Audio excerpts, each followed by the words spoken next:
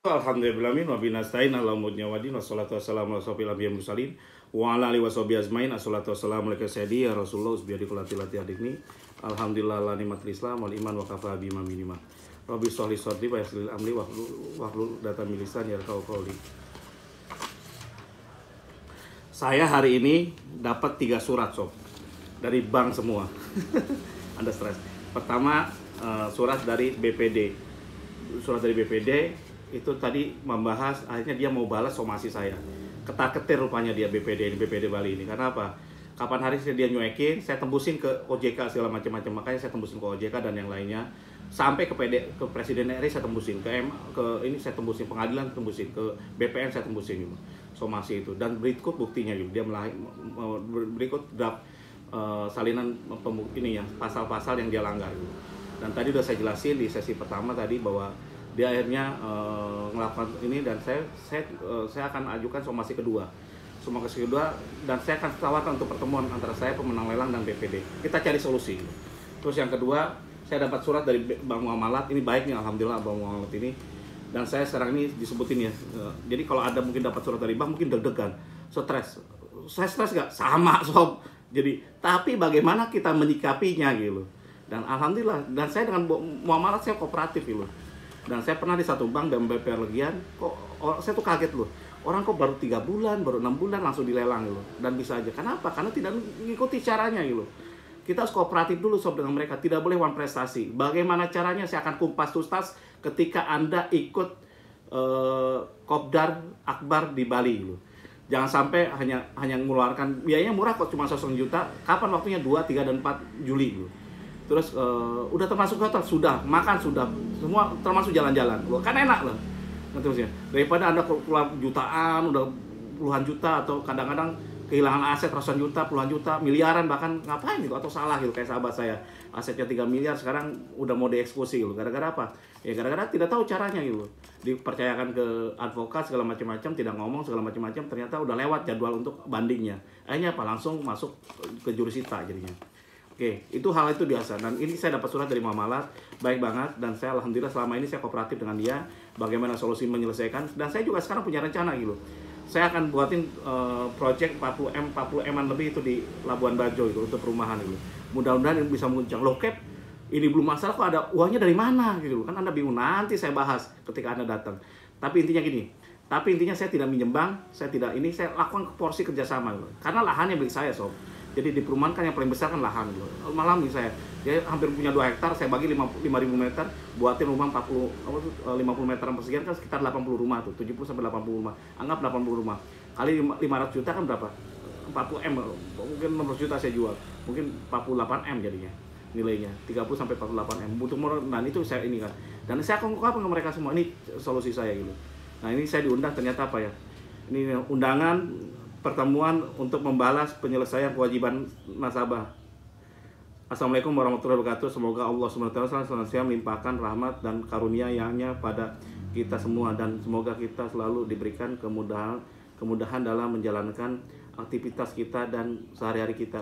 Amin. Udah didoain alhamdulillah. Sehubungan dengan telah diterbitkannya nomor kartu berapa segala bla bla bla, surat peringatan 1 2 3 untuk 3 berapa ini ya.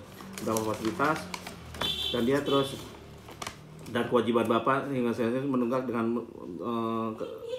terselesaikan dengan rincian sebagai berikut bla bla bla, totalnya berapa M gitu. Terus dengan ini kami mengundang bantuan pemohon untuk datang hadir pada Jumat tanggal 11 bulan 6 2021 jam 13 sampai jam 15. Kok Jumat ya? Jam 13 habis. Waduh, pertama habis Jumatan gitu. Kantor cabang Denpasar, Jalan Teguh Umar Muamalat ya, bla bla bla. Direkturnya sekarang baru sekarang nih, kepala cabangnya Yuda Surya Nugraha, corporate apa nih. Nah, jadi kita kooperatif. Yang kedua, saya dapat surat dari BPR Kaliste tim likuidasi ini. Jadi ininya kami dapat memberitahukan bla bla bla bla bla sehubungan dengan ini untuk nama PHPT Mitra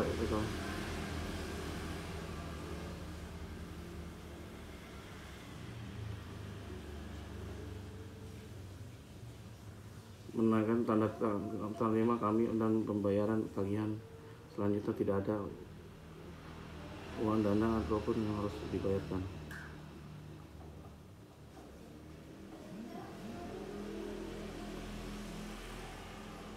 Jadi saya suruh bayar atas tagihan berdasarkan perjanjian nomor 11 3 saudara Yunardi Rahman atau kepada rekening dengan rincian sebagai berikut. Dia alihkan tagihannya gini. Dia harus bayar ke dia menggunakan Kaliste BPR ini PT Jin Mitra Perkasa Bank ini. Jadi dialihkan ke pihak ketiga ini, bukan Casey sob. Kalau Casey saya gugat ini pasti. Ya udah itu. Jadi ini stres enggak, biasa aja. Nanti saya buatin somasi kedua gitu dia. Kemarin udah somasi bahwa saya mau melakukan gugatan, somasi lagi. Dia mohon ada ininya, kalau enggak saya kan kita ada solusi juga, minta ini juga. Somasi pun ada solusi. Mohon negosiasi kalau kita adakan pertemuan dengan mereka semua. Di mana? Di Bali, nggak usah di Jakarta, di mana-mana. Jadi itu aja. Jadi nah, ketika Anda dapat surat-surat itu, bagaimana kita cara menanggapinya? Jangan juga dicuekin. Ada surat lelang, kapan hari ada lelang, segala macam. Udah kesel ya. Tadi kalau saya jawab, kalau ini teknik saya ya. Ketika saya dapat surat, pas Anda ngerjakan sesuatu tadi, isi saya ngasih 3 surat dulu. Akhirnya apa coba? Tunda dulu, simpan aja dulu. Kita makan dulu, menyelesaikan urusan kita dulu, makan dulu, ngopi dulu, santai dulu. Setelah semuanya selesai, segala macam kita tambah, baru kita buka satu-satu dulu. Jangan sampai kita ketika stres kita baca tambah deg-degan sob. Jadi bukan Anda, saya juga deg-degan sob. Tapi intinya apa? Tapi intinya ketika kita udah tenang, kita baca gitu. Dan kita sikapi dengan baik. Jangan sampai dicuekin. Jadi kalau bank itu nanti surat peringatan segala macam lelang itu seolah kadang ngirimnya ini ngirimnya tadi ada yang tiba-tiba pagi dilempar di bawah lagi. Kalau nggak kepajak tiba-tiba gimana? Akhirnya apa coba? Kemarin juga gitu saya. Ternyata dia undangan lelang dikirimnya sore, nggak ketemu saya, ketemu staf saya gitu. Staf saya lupa ngasih tahu saya. Akhirnya saya nggak ngerti gitu bahwa itu adalah mode lelang. Akhirnya apa? Surat lelangan. Akhirnya apa? Saya telat gitu. Udah kelelang duluan gitu. Tapi itu kesalahan saya gitu. Kesalahan saya di sistem. Tapi kan dia mainnya tipis-tipis gitu. Jadi contoh ya, dia surat peringatan lelang segala macam-macam. Dia sampaikan yang pintar. Dia sampaikannya sore-sore kan yang ada staf di depan gitu. Di depan kan nggak ngerti ini ada surat Pak Ridwan, tanda tangan aja dia, simpan gitu, pluk gitu. Nah, kagak baca gitu surat itu segala macam-macam. Akhirnya pas sampai sekarang gitu, pas ternyata udah lelang aja gitu, udah terjadi. Dan saya telat gitu. Harusnya sebelum lelang saya melakukan somasi gitu. Ini enggak. Itu pun masih bisa kita akali dengan cara apa? Gugat sob. Jadi apapun, sekecil apapun peluangnya, kalau kita jadi prinsip hukum itu gini, siapapun bisa melakukan gugatan kalau merasa dirugikan. Hakim tidak boleh menolak, itu intinya. Caranya gimana? Ya udah, tapi gugatan itu sampai ke pengadilan, itu cara terakhir sob. Kalau bisa kita tarik ke negosiasi.